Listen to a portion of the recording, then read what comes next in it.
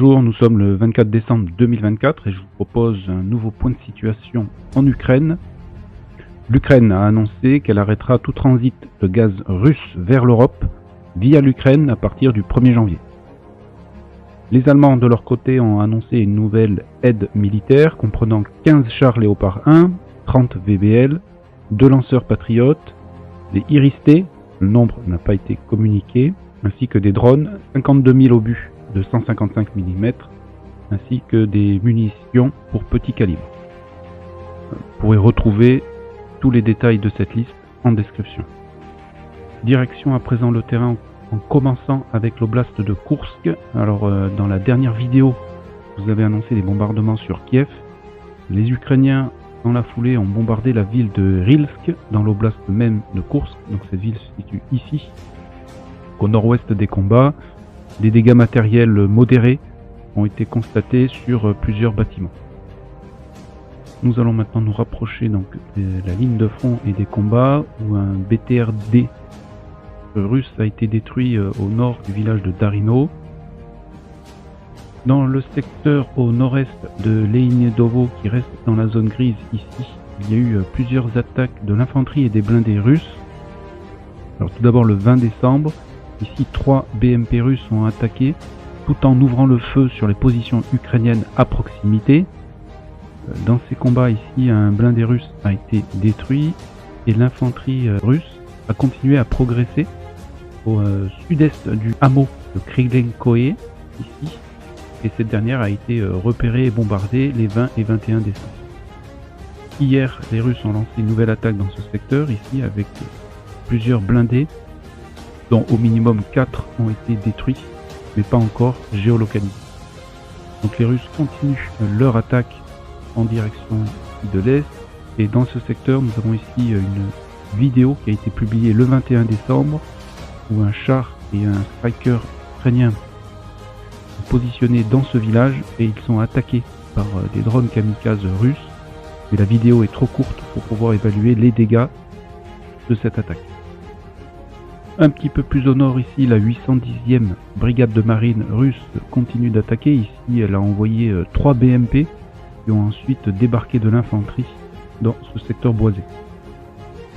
Et comme vous pouvez le constater, pas d'évolution de la ligne de front depuis la dernière vidéo. Et dans la partie sud de la ligne de front sur Koursk, ici on note une avancée des Russes et une de leurs positions a été bombardée dans la zone grise. Donc voilà pour le secteur de Koursk, où on note simplement une avancée des Russes ici sur la partie sud, donc au sud même de la ville de Soudja, qui pour rappel est la ville stratégique dans ce secteur puisqu'elle se situe au carrefour de tous les axes d'approvisionnement de l'armée ukrainienne dans l'oblast russe. Pas d'informations dans le secteur de Kharkov, nous nous rendons directement sur le front de Louhansk où on note une nouvelle avancée des Russes de l'autre côté de l'Oskil, ici au sud du village de Dvorichna. Une de leurs positions a été bombardée ici le 21 décembre. On continue sur la partie sud, ici on note plusieurs blindés russes qui ont été détruits les 19, 20 et 21 décembre. On continue. Là également des blindés russes ont été géolocalisés après avoir été détruits. Donc on se situe dans le secteur de Pichanier. Nouvelle avancée des Russes ici au sud du village de Krouliakivka, ici pour rappel, et ces derniers ont lancé une nouvelle attaque avec plusieurs blindés ici hier dans la journée. Donc les attaques continuent sans cesse sur les positions ukrainiennes. Dans le village de Terny, dans la zone grise, l'infanterie russe ici continue d'avancer et a été bombardée le 22 décembre. Elle n'a pas apporté de modifications sur les zones de contrôle. Sur le front de Siversk, uniquement une information ici avec une position de l'armée russe bombardée hier dans la journée. Il y a eu ici pour effet de réduire la zone sous contrôle des Ukrainiens. Pas d'informations dans le secteur de Chassifiar. Sur Toretsk ici, on note quelques avancées russes ici dans la ville, ici donc dans les combats urbains. Une position de l'armée russe a été bombardée le 20 décembre. Donc ici on est au sud-est du stade de la ville, donc sur la partie nord. Léger gain également sur la partie sud ici. Et nous arrivons maintenant au nord du village de New York, qui est ici, avec la modification la plus importante de ces derniers jours à mettre au profit des Russes, que ces derniers ont finalisé le contrôle du village de Nelipivka. Et dans la foulée, ici, une nouvelle attaque avec des blindés a été lancée hier dans la journée, donc bien plus au nord. Nous arrivons maintenant sur le front de Donetsk, en commençant avec le secteur de Pokrovsk, où une colonne blindée russe a été interceptée par des dizaines de drones kamikazes. Et ici, donc, certains des blindés ont été détruits et géolocalisés hier dans la journée. Ces blindés se déplaçaient dans le secteur du village de Novorodivka lorsqu'ils ont été localisés, interceptés et détruits. Les Russes continuent d'avancer dans le village de Dachensky. Ici, une position de leur infanterie a été bombardée le 22. Nous arrivons maintenant au sud de Pokrovsk, dans le secteur de Shevchenko.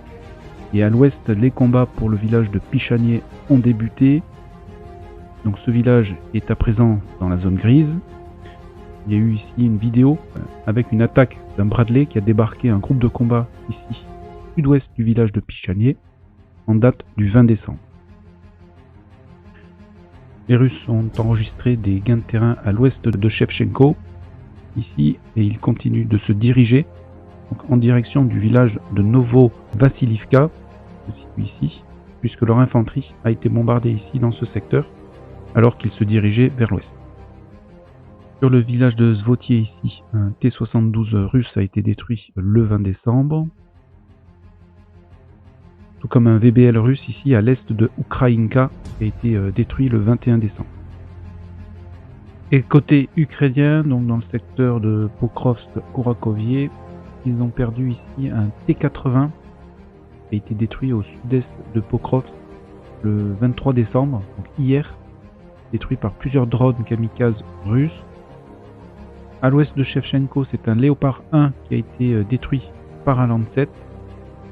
Au sud, ici, un BRDM ukrainien a été détruit également dans les combats dans la journée d'hier.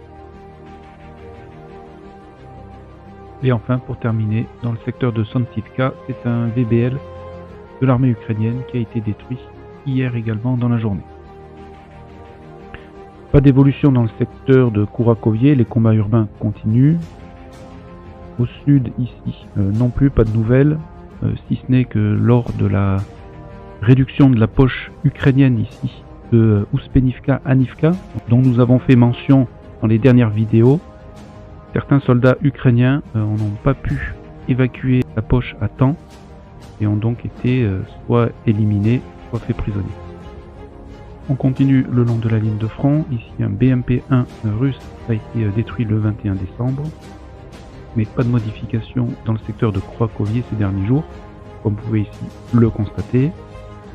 Nous arrivons maintenant dans le secteur de Velika Novosilka, où les Russes se sont emparés une nouvelle fois du village de Novi Komar, nord de la ville donc de Velika Novosilka, comme vous pouvez le constater ici. Donc, le village est de nouveau passé sous leur contrôle, puisque rappelez-vous, depuis le 4 décembre, c'était les Ukrainiens qui avaient contre-attaqué dans ce secteur. Mais cette fois-ci, maintenant et depuis hier, ce village est de nouveau sous contrôle des Russes. Dans la ville de Velika Novosilka, les Russes se sont attaqués au pont de la ville, et notamment donc, au pont ouest de la ville, ici, qui a été détruit le 20 décembre par 2 FAB. Ici, vous avez une historique des frappes russes sur le pont, qui a été détruit déjà à plusieurs reprises et également réparé par les Ukrainiens. Et un autre pont, alors c'est pas le pont sud de Velika Novosilka, mais le petit pont à l'ouest de ce dernier, ici, qui a également été bombardé par 2 FAB russes le 21 décembre, qui a donc lourdement endommagé le pont.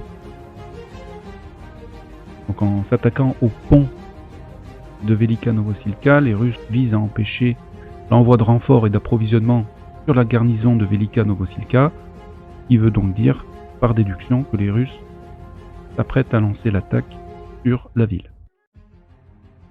Au sud de cette ville, ici, et selon donc Deep State, la garnison ukrainienne du village de Makarivka est à présent encerclée. Et d'ailleurs, Deep State a été ouvertement critiqué par Sirski, commandant en chef des forces armées ukrainiennes, d'annoncer les gains ou des informations en faveur de l'armée russe, car pour donc les nouveaux auditeurs et ceux qui ne connaissent pas Deep State, un média ukrainien, fait un travail impressionnant sur le conflit en Ukraine et qui n'hésite pas à donner de mauvaises nouvelles concernant l'armée ukrainienne et les gains territoriaux russes, qui n'est donc pas du goût de l'état-major ukrainien et en particulier de Siersky. Mais ici, ce que l'on peut constater, c'est qu'une nouvelle fois, l'armée ukrainienne se laisse déborder sur les flancs par l'armée russe. Rappelez-vous la poche de Hanivka ou Spedivka, ce qui forcément ne fait pas une bonne publicité aux généraux ukrainiens. Donc retour sur le terrain, ici un drapeau de l'armée russe a été hissé au sud du village de Makarivka. Et au nord de Makarivka, ici, il y a eu une nouvelle attaque avec plusieurs blindés russes qui ont été lancés hier dans la journée. Donc ici, on est au sud, pour rappel, de la ville de Velika Novosilka. Donc voilà pour les informations essentielles sur le front de Donetsk. Sur Zaporizhia, l'unique information nous vient du front à l'ouest, ici, et plus précisément dans le secteur de Kamianskié, où une position de l'armée ukrainienne a été bombardée ici le 21 décembre. Qui sous-entend que ce secteur est sous contrôle de l'armée ukrainienne. Et donc ce gain de terrain a été ici matérialisé en orange. Dans l'oblast de Kherson, ici il y aurait eu une tentative russe de franchir le Dniepr à hauteur du pont Antonovsky. Donc ce pont se situe ici exactement. 2 groupes de combat russes auraient été engagés et repoussés, mais mis à part une vidéo avec de nombreuses explosions. Pas d'autres visuels ont été publiés à ce jour pour confirmer cette information. Et nous allons terminer cette vidéo avec la ville de Kazan, 6e plus grande ville de Russie et qui se situe au Tatarstan. Ici, exactement. Donc la ville a été attaquée par plusieurs drones kamikazes ukrainiens le 21 décembre. Un immeuble de grande hauteur a été touché, un complexe industriel également.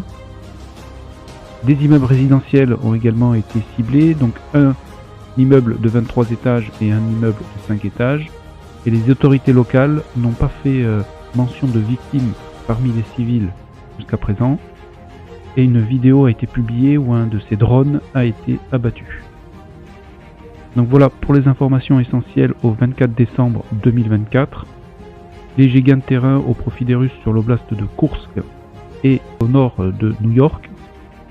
Donc sur le front de Toretsk. Sur Velika Novosilka, les Russes se sont emparés du village de Novi Komar au nord, tandis que la garnison ukrainienne de Makarivka est actuellement encerclée. Et enfin, à l'ouest du front de Zaporizhia, on note un léger gain de terrain au profit des Ukrainiens sur la commune de Kamianskié. Voilà donc pour les informations essentielles au 24 décembre 2024. Je vous souhaite un joyeux Noël ainsi que de bonnes fêtes de fin d'année.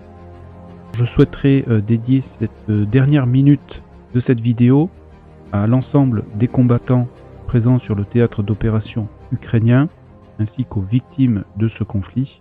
Et cette dernière minute leur est consacrée.